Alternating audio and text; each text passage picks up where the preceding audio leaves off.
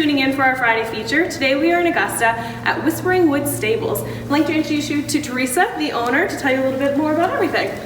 Good morning. This is Melody Blanchard and JC Hall, who's with me. I started taking riding lessons actually in 2005, I think, or 6, and I was petrified of horses.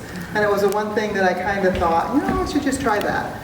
So in 2006 I did that. In 2007, Norman and the boys gave me a Mother's Day card with a thing to buy a horse. Oh. So I bought a horse, I boarded it up here, I took lessons. In 2012, the lady that owned it sold it to me, and I really wasn't going to do anything with it much, except... And you only had one horse at one time? 2 horses at that time, and now I have 5 and 7 minis, I think. I keep losing track.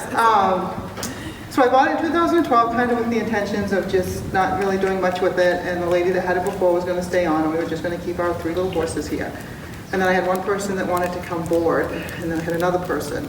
But during that whole time, she had a therapeutic riding program up here on a very small scale, so I got to see what therapeutic riding did for the people.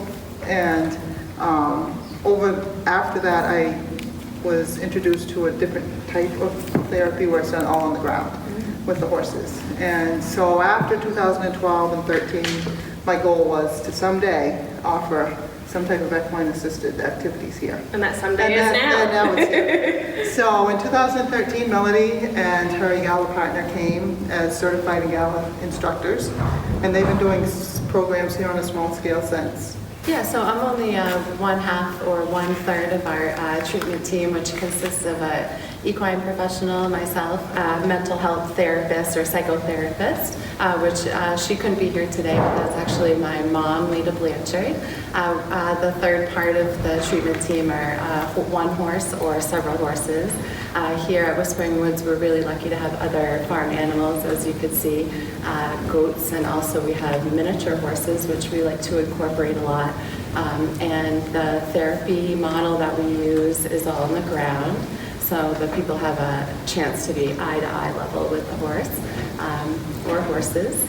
The therapy model that we use is through EGALA, the Equine Assisted Growth and Learning Association, but we also utilize the PATH model too, which used to be known as NARA, I believe.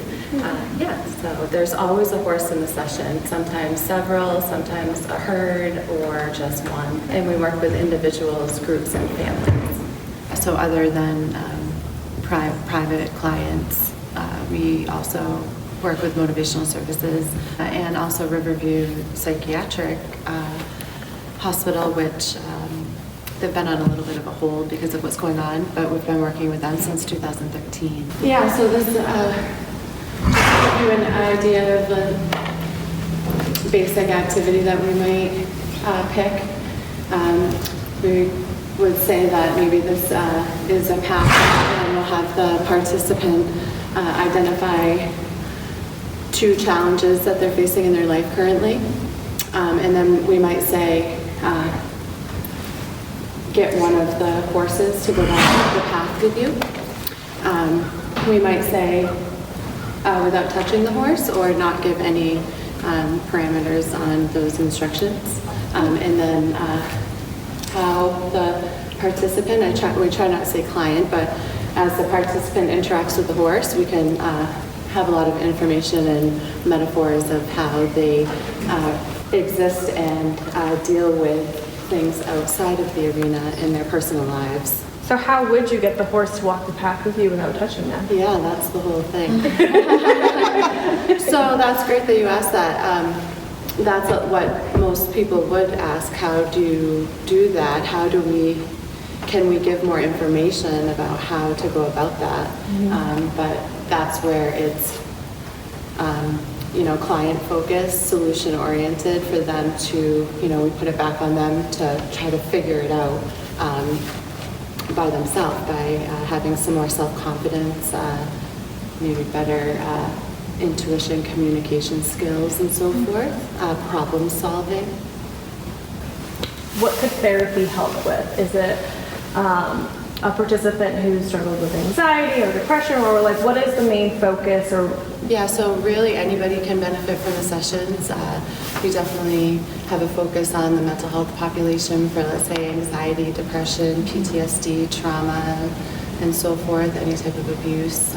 And we also have the equine assisted activities and learning piece, which would be more for personal development, social skills, communication, maybe corporate groups, learning to work better together, group dynamics, family dynamics. So I make sure that we put the horses through a application process to see if they're candidates for the job, just like some people might not be candidates for therapy. So the horses make the decision whether or not they want to participate or not. We also sometimes give them like respite or breaks. So yeah, advocating for the horses is the first priority in the sessions, absolutely, and safety. Right, and she's also watching them to make sure that that's safe. So if there's something going on that's making them uncomfortable or nervous, she knows, and they go and they take care of. I mean, you may even have to switch out a horse if it's not working. Yeah. So horses have really complex and interesting social structures because they're herd animals. So they will interact and mirror back how people feel in the sessions. That happens usually pretty quickly since they have awareness that extends over a mile in front of their head and behind their tail. Wow. They can also feel a human heartbeat up to 5 feet away. They have lots of intuition, and they can help us work on our internal struggles, personal relationships, and life outside of the arena by offering us honest feedback about how we feel inside. No prior horsemanship or horse experience is needed to benefit from any of the programs that we offer here. thanks for tuning in today for our Friday feature on Whispering Woods Stables. I hope you enjoyed learning everything that they offer here, and hopefully you'll check them out soon. Have a great weekend. Thanks.